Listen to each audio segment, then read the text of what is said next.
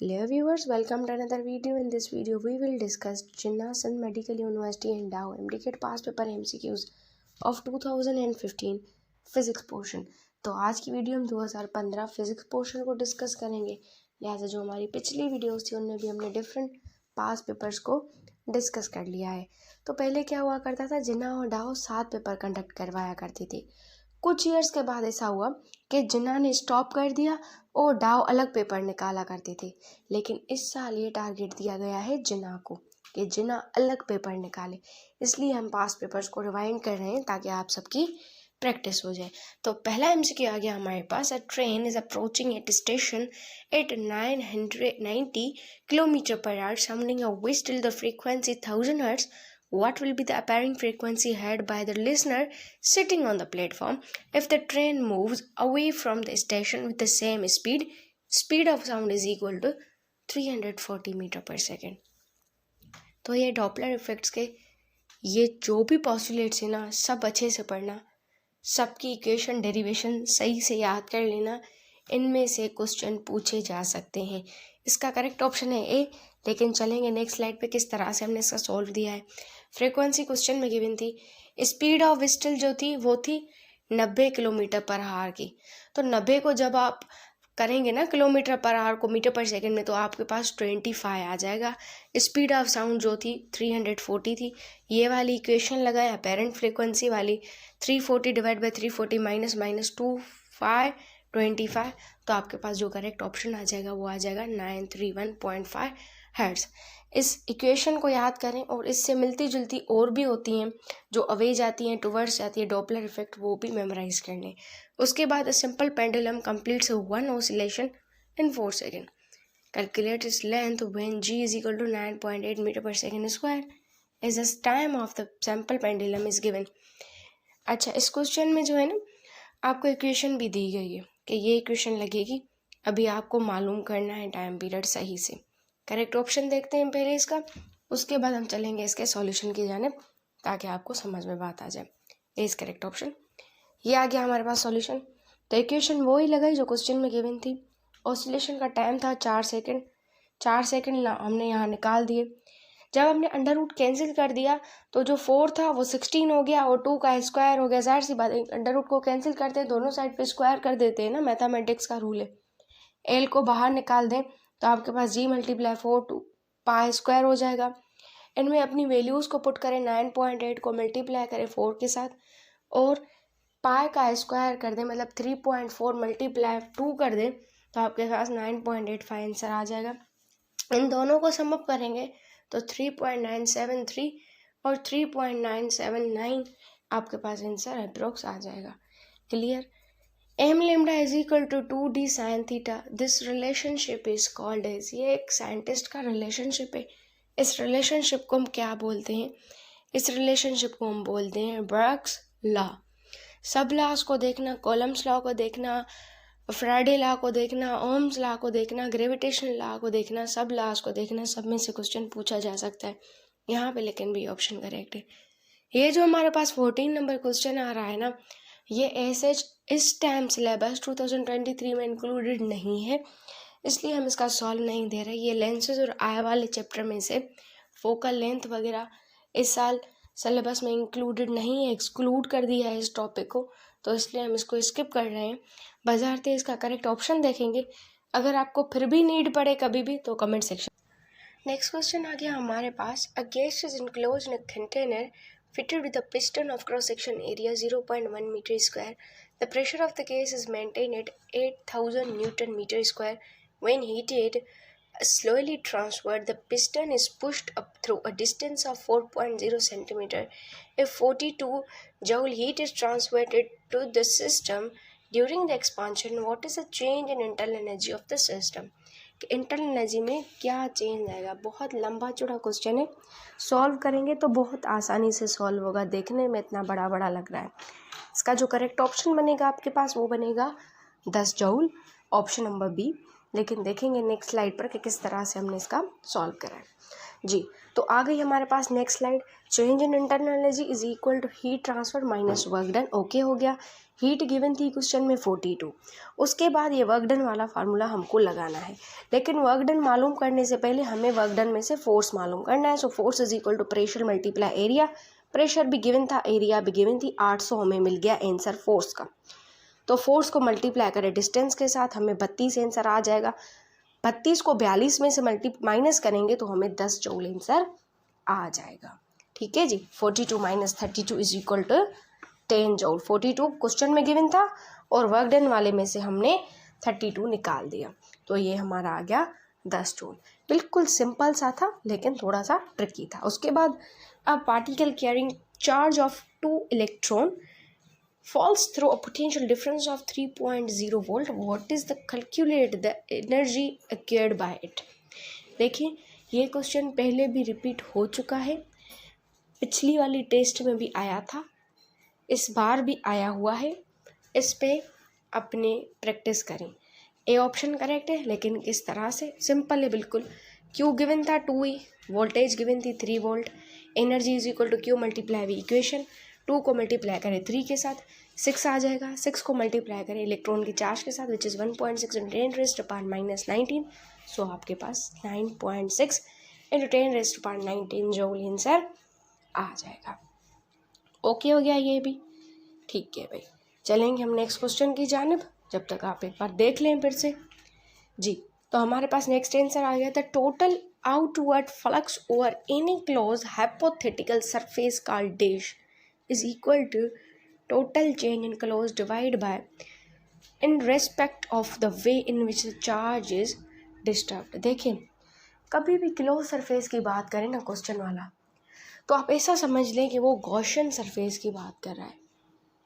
ज़्यादा पढ़ने समझने की नीड ही नहीं है, लेकिन क्लोज सरफेस हमेशा गॉसियन सरफेस होती है। सो बी इज करेक्ट ऑप्शन। उसके बाद 0.75 ampere current flows through an iron wire when a battery of 1.5 volt is connected across its end. The length of the wire is length given है and its cross section area भी given है. What is the resistivity of the wire? Iron की wire का जो resistivity है वो पूछ रहा है। क्लियर? वैल्यूज़ को एक बार कॉपी पर नोट डाउन करें, उसके बाद हम चलेंगे नेक्स्ट स्लाइड पर जहाँ पे हम देखेंगे सॉल्यूशन। इसका करेक्ट ऑप्शन है। अभी चलेंगे सॉल्यूशन की जानिब। तो यहाँ पे R is equal to resistivity length by area. हमें रेजिस्टिविटी के लिए R A और लेंथ चाहिए।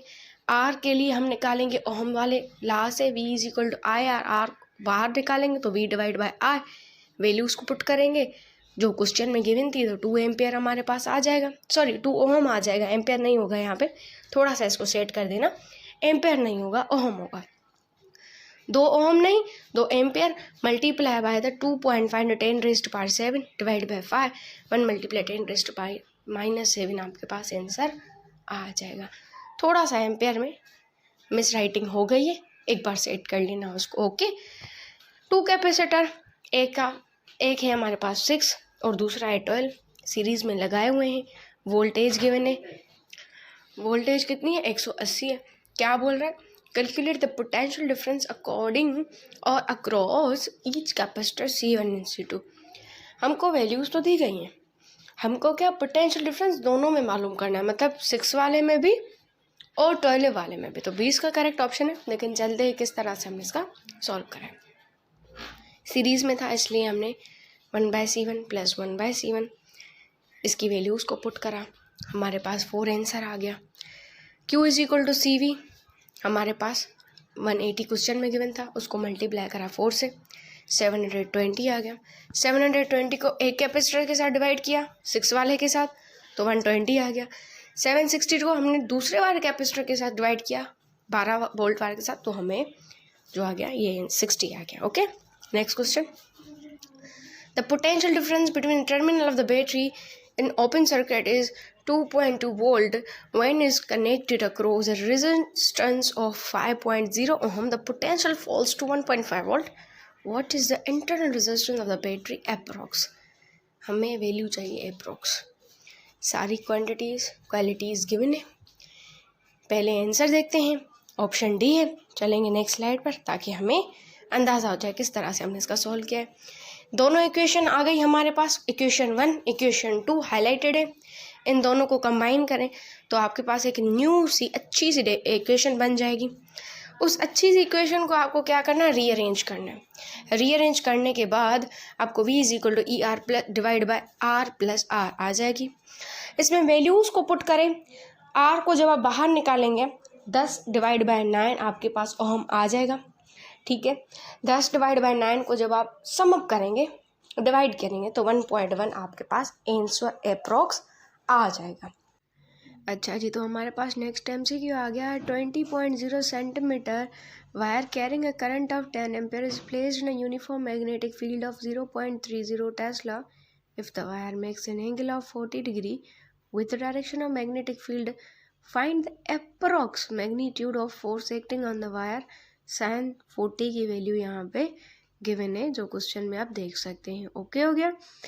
आपके पास अभी फार्मूला लगाना है आपको, लेकिन इसका करेक्ट ऑप्शन हुआ अभी। चलते हैं नेक्स्ट स्लाइड के जानिब। तो यहाँ पे हमारी नेक्स्ट स्लाइड आ गई। यहाँ पे ये फार्मूला लगेगा F is equal to BIL sin थीटा। B की वैल्यू क्वेश्चन में गिवन, I की गिवन, लेंथ की गिवन, और उसके बाद साइन की वैल्यू भी हमारे पास गिवन थी।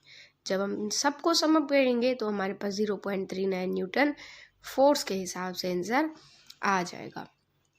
ओके हो गया, ये भी ऑप्शन सही हो गया। स्लाइड भी क्लियर हो गई, आई होप सो। ठीक है जी, तो चलते हैं नेक्स्ट MCQs के जानिब। A circuit in which there is a current of 10 ampere is changed so the current falls to 0 in 0.5 seconds. If an average EMF of 400 volt is induced, what is the self inductance of the circuit? Self inductance क्या होगा circuit का?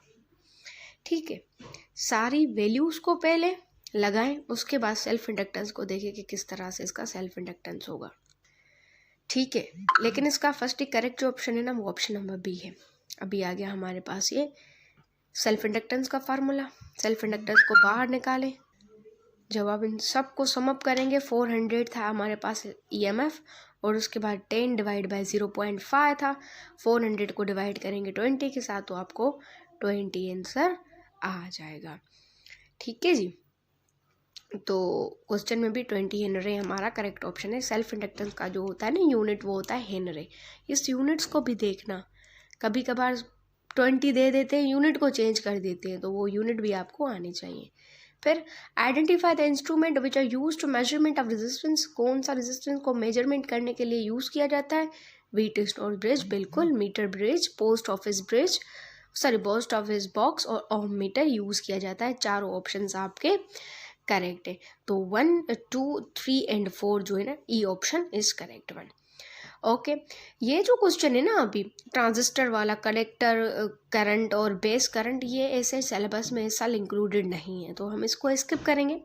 बाकी अगर आप चाहते हैं कि इसका आंसर मालूम होना चाहिए तो वो मैं बता रही हूँ, लेकिन अब फिर उसके बाद आपको अगर एक्सप्लेनेशन भी नीडेड है कमेंट सेक्शन में आप बताना, एक्सप्लेनेशन कमेंट्स में ही मैं बता दूंगी। ओके, उसके बाद a particle of mass 5 mg moves with a speed of 8 metre per second, calculate its de Broglie wavelength.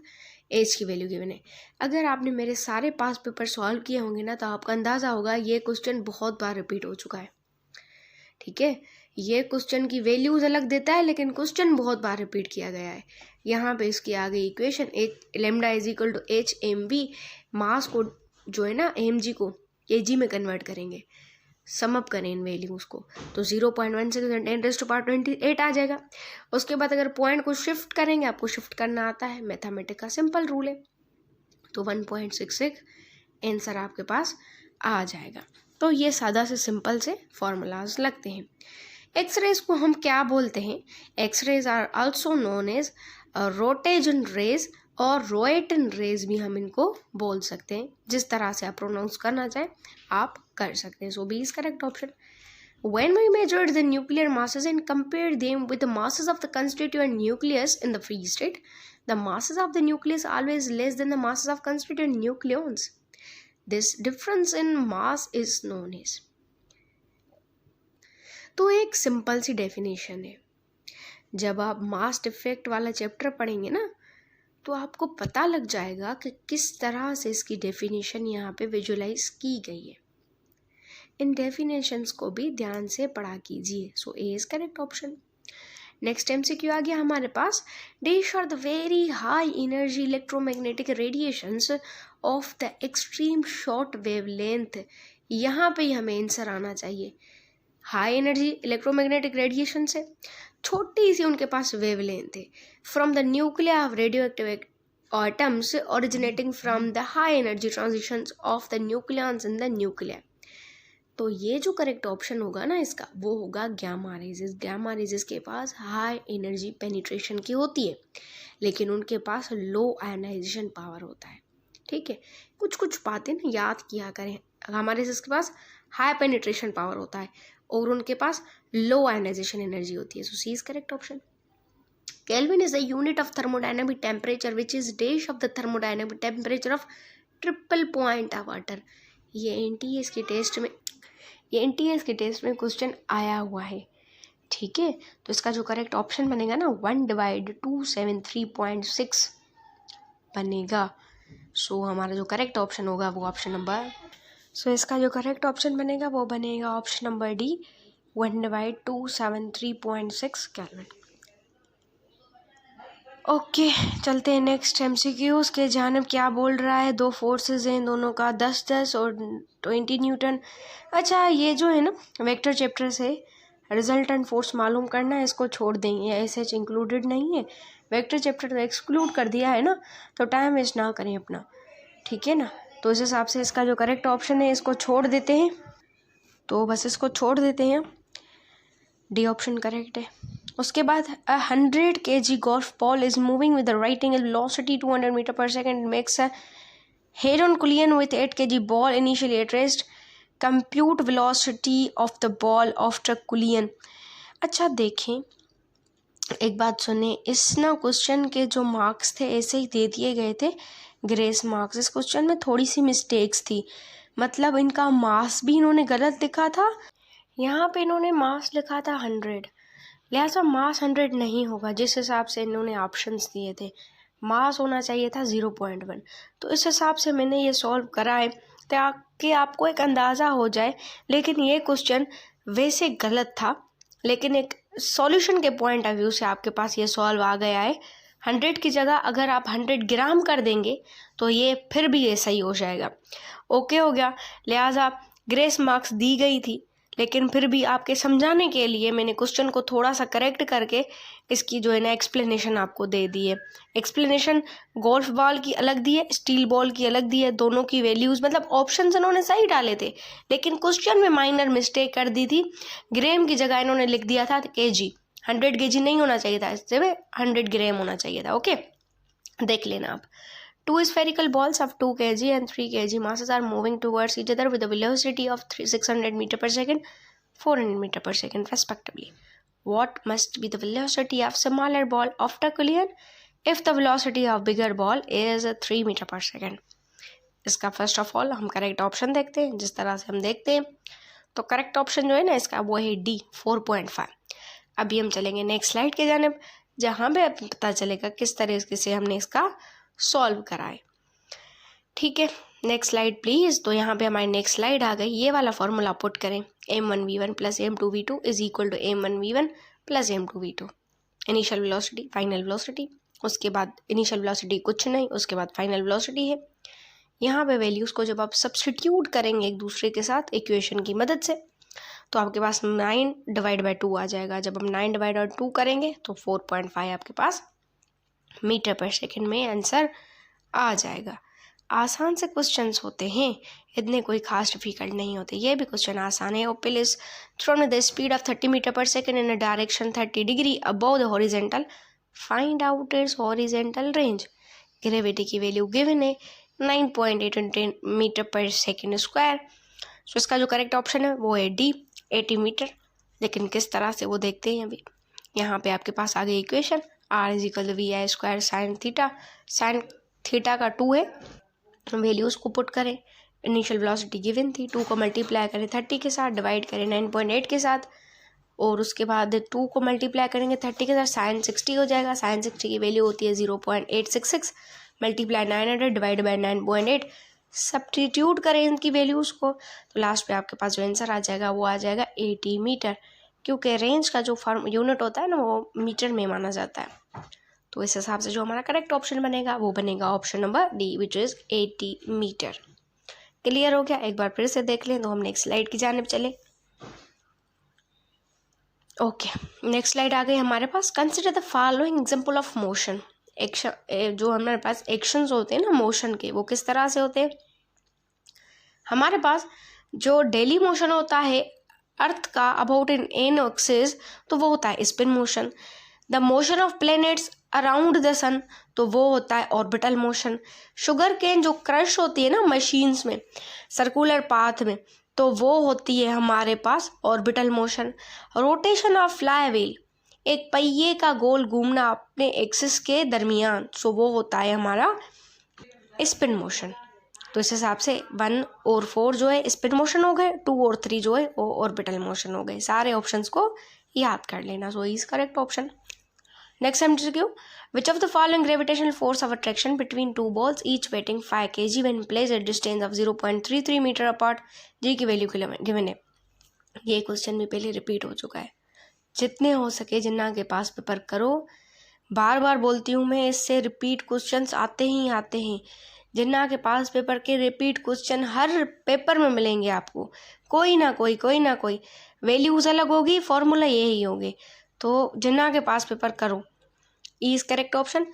तो इसकी ये जो फॉर्मूला है पहले भी मैंने डिस्कस कर लिया है। मास अलग अलग लिखते हैं, उसके बाद आर की वैल्यू लिखते हैं। 6.67 हमारा कांस्टेंट होता है, तो 1.53 आंसर आपके पास करेक्ट हो जाएगा। न्यूटन इसलिए क्योंकि वो फोर्स है। ओके जी, तो ये भी हमारा क्वेश्चन सॉल्व हो गया। एक बार देख लें तो नेक्स्ट स्लाइड की जानिब चले। Clear? Next, 70 kg sportsman run with a long flight of stairs in 4 seconds. The vertical height of the stairs is 4.5 meter. What will the power output in the hours? हमें क्या मालूम करना है? Power output हमें मालूम करना है। So power output के लिए हमारा जो करेक्ट ऑप्शन है वो ए बनेगा। यहाँ पर आ गई ये इस तरह से भी आप सोल्व कर सकते हैं जिस तरह से मैंने बताया। और एक और फॉर्मूला है जिससे आप सोल्व कर सकते हैं, तो वो होता है formula P is equal to mgh divide by T. इस तरह से भी आप सोल्व कर सकते हैं। ये फार्मूला वैलिड है, लेकिन थोड़ा सा रीअरेंज करेंगे तो वो फार्मूला भी वैलिड है, P is equal to mgh divide by T. लेकिन ये थोड़ा डेरिवाइड करे मैंने करके दिया है ताकि आपको पता लगे किस तरह से मैंने ये निकाला है। ओके हो गया। तो इसका जो करेक्ट ऑप्शन बनेगा 7.7 10⁻²। वोट बनेगा, वोट इसलिए क्योंकि पावर का। अच्छा, तो हमारे पास नेक्स्ट MCQ आ गया। Calculate the final kinetic energy when a shopkeeper pushes a fruit crate initially at rest towards another shopkeeper by exerting a constant horizontal force and magnitude 5 newton throughout the distance of 1 meter. Kinetic energy का formula लगाएं। Kinetic energy is equal to F multiply T. यहाँ पे visualise है आपके पास, force था 5 Newton, multiply करें 1 metre के साथ, डिस्टेंस था जो 5 जूल, आपके पास करेक्ट ऑप्शन आ जाएगा।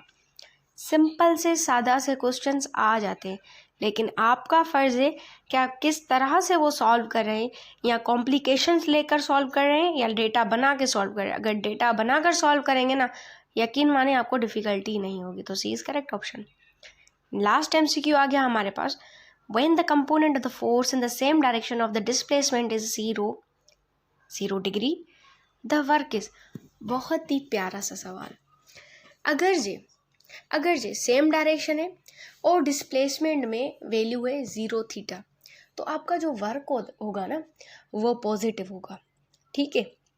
अच्छा, अगर आप जा रहे हैं तो आपकी जो फोर्स की डायरेक्शन होगी ना, अगर वो ऑपोजिट जा रही है विच इज़ 180 डिग्री, तो आपका जो वर्क होगा ना वो नेगेटिव होगा। ओके हो गया। 0 थीटा पे पॉजिटिव वर्क था, अगर 180 हो गई नेगेटिव वर्क हो गया। अगर आप राइट एंगल डिस्प्लेसमेंट में जा रहे हैं, अगर आपकी डिग्री वहाँ पे 90 बन रही है, तो आपका जो वर्क होगा ना वो 0 होगा। समझ में बात आ गई? बहुत ही उम्दा सवाल था। अगर 0 थीटा है तो पॉजिटिव वर्क, अगर 180 है डायरेक्शन ऑपोजिट हो गई, आपका नेगेटिव वर्क। अगर 90 थीटा है तो आपका वर्क 0 करार दिया जाएगा। लंबा चौड़ा दिख रहा है, लेकिन है बहुत ही इंटरेस्टिंग, बहुत ही प्यारा। अगर आपके कॉन्सेप्ट क्लियर होगे ना वर्क और डिस्प्लेसमेंट वाले, आपको यकीन माने डिफ़िकल्टी नहीं होगी, आप सॉल्व करने में 1 मिनट नहीं लगाएंगे। सो बी इज़ करेक्ट ऑप्शन। तो ये थी हमारी आज की video. If you like this video please like share and subscribe this channel. और एक बात और बोलनी थी आपको वीडियो कैसी लगती है या आपको MCQs की एक्सप्लेनेशन कैसी लगती है, तो अपना फीडबैक ज़रूर दिया करें, मुझे भी पता लग जाएगा किस तरह से आपको वीडियोज़ अच्छी लगती है। तब तक के लिए thank you for watching this video.